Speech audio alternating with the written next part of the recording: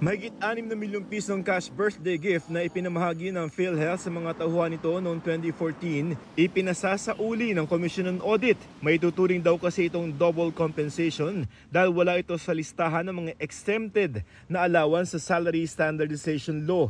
Sabi ng PhilHealth, ipinatupad lamang noon ang benepisyo dahil sinasabi ng batas na meron silang fiscal autonomy. Handa naman silang magsauli ng pera kung pinal na ang desisyon. Kinatigan ng Supreme Court ang COA.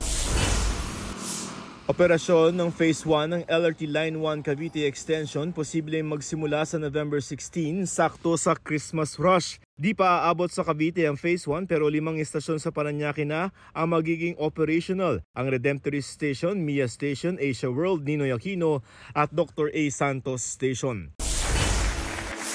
Pangulong Bongbong Marcos di muna dadalo sa APEC Summit sa Peru ayon sa Palasyo. Yan ay para tutukan daw ang ilang issue sa bansa kabilang ang kalamidad. Joseph Morong nagbabalita para sa GMA Integrated News.